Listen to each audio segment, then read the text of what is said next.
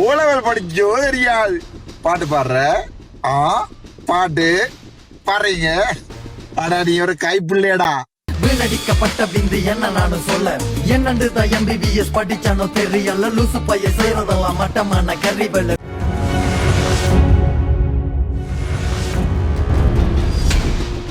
நீ ஓயல் படிச்சனியா? சிறையில் உள்ள சொல்லிசை பாடகரிடம் கேள்வி கேட்கும் அர்ச்சனா MBBS படிக்கிறீங்களா அம்பி? அடி நாய், ஓலவல் படிச்சோ தெரியாது 10ஆம் ஆண்டு போனியோ தெரியாது. மழைக்கு இல்லடா மாங்காய் புடுங்கிறதுக்காவது பள்ளிக்கூடம் போனியோ தெரியாது.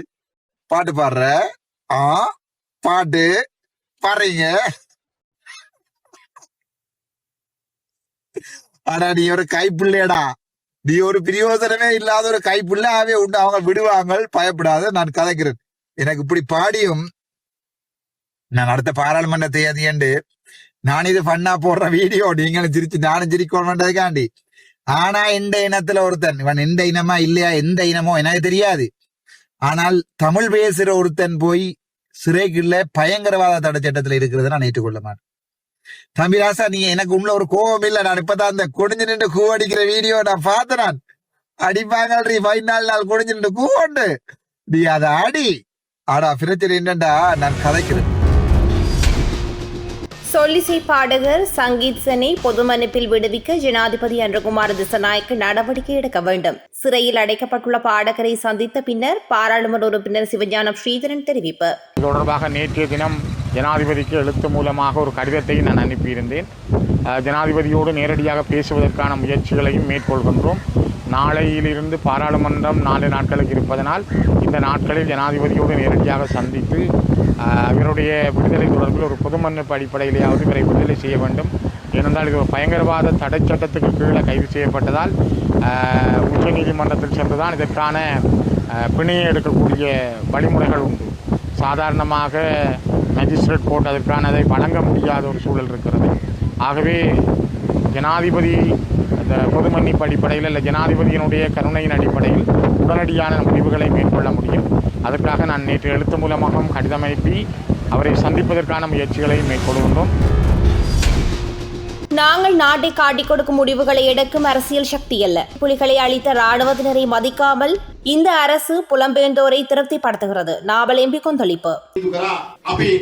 ආර්ථික වශයෙන් යම් පීඩාවක ලක් වුණත් ජනතාවගේ ජීවිත බේර ගන්න ඕනේ. එහෙනම් අපි ගත්ත හැම තීන්දුවක් අපි ගත්තේ සමාජ ව්‍යසනයක් වළක්වන්න. අපි හැමදාම මෙරටේ පැත්තේ ඉඳලා තීන්දුව తీරලා ගත්තා. ඒකට ඒකියත් වෙනින් අපි පිළිගන්නේ. ඔව් අපි LTD ග්‍රස්තවාදීනෙක් හැප්පුණා. අද ආණ්ඩුවට කටක් කරලා කොන්ද කෙලින් තියන් ඒ රණවිරුවට රණවිරුව කියන්න බැරි දැනට වැටලා තියෙනවා. ආණ්ඩුවේ අවශ්‍යතාවයේ ඩයස්පෝරා විනයාපත් දැන් සලේව ගෙනල්ලා. வவுனியாவில் சொல்லிசை பாடகர் சங்கீதனை உடனடியாக விடுவிக்க கோரி கலைஞர்கள் பொதுமக்கள் மாபெரும் போராட்டம். வவுனியா பழைய பேருந்து நிலைய பகுதியில் ஆரம்பமான குறித்த போராட்டத்தை வவுனியா மாவட்ட கலைஞர்கள் ஒன்றிணைந்து ஏற்பாடு செய்திருந்தனர். பழைய பேருந்து நிலைய பகுதியில் திரண்ட போராட்டக்காரர்கள் அங்கிருந்து கோஷங்களை எழுப்பியவாறு வவுனியா மணிக்குடு கோபுரம் சந்தி வரை பேரணியாக சென்றனர். பின்னர் மீண்டும் போராட்ட இடத்தை வந்தடைந்து தமது போராட்டத்தை தொடர்ந்தனர்.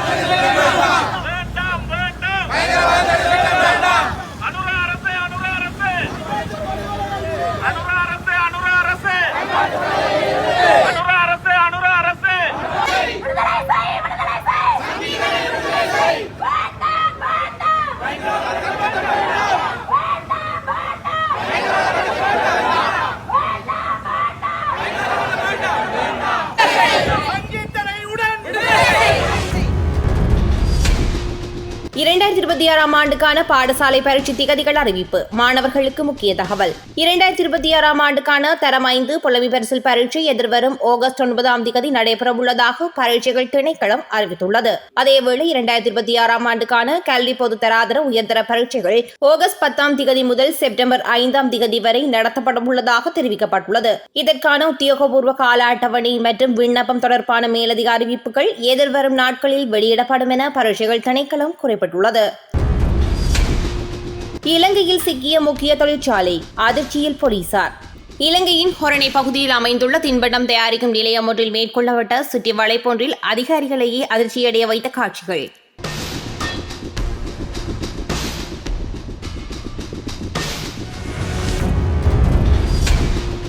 வாகன இலக்க தகடுகள் அச்சிடும் பணிகள் நீண்ட காலத்துக்கு பின்னர் ஆரம்பம். வெளியானது முக்கிய அறிவிப்பு. கடந்த ஓராண்டுக்கும் மேலாக தற்காலிகமாக நிறுத்தப்பட்டிருந்த வாகன இலக்க தகடுகள் அச்சிடும் பணிகள் போக்குவரத்து மற்றும் நெடுஞ்சாலைகள் பிரதி அமைச்சர் கலாநிதி பிரசன்ன குணசேன தலைமையில் இன்று உத்தியோகபூர்வமாக தொடக்கி வைக்கப்பட்டுள்ளது. வெரஹரவில் அமைந்துள்ள மோட்டார் போக்குவரத்து திணைக்களத்தின் வாகன பரிசோதனை மற்றும் பயிற்சி மைய வளாகத்தில் மீண்டும் இந்த அச்சிடும் பணிகள் ஆரம்பிக்கப்பட்டுள்ளன.